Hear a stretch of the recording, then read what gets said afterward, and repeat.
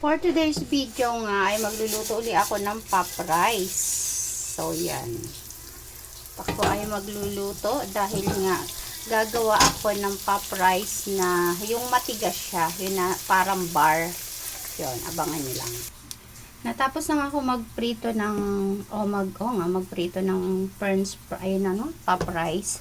And then eto naman ako magkakaramelize dito ng sugar. So, caramelize lang natin to.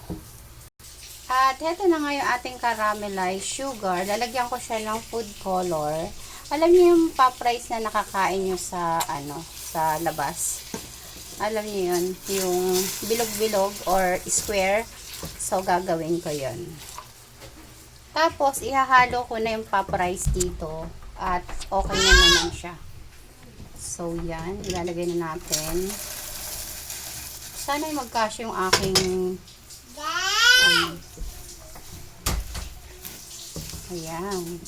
So, papatayin ko na siguro yung apoy. At baka masunog. So, yan na.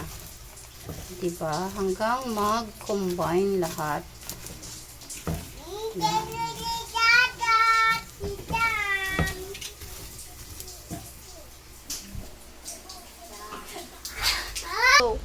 At syempre, bago ako magluto ay nag-prepare na ako dito ng aking lalagyan.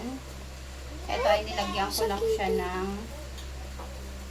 yan. Tapos ipaplat lang natin siya, guys, para magbuo siya at i-slice natin yan mamaya.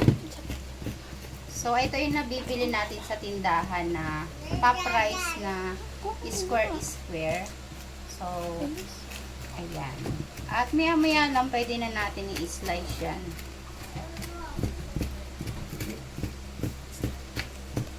At eto na nga siya, ay ikakat ko na siya.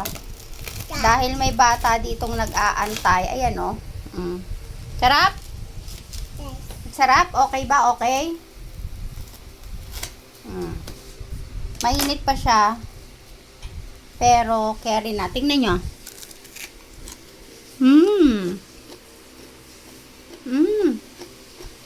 Sarap? Ang bata.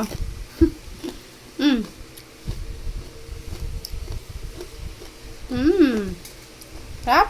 Okay? Okay.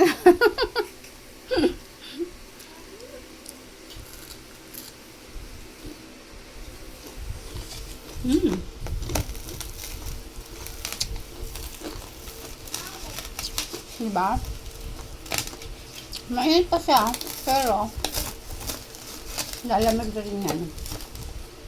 Ito yung mga pop rice na nabibili natin sa yung dati, yung bilog. Diba? Bilog siya. Ay, no?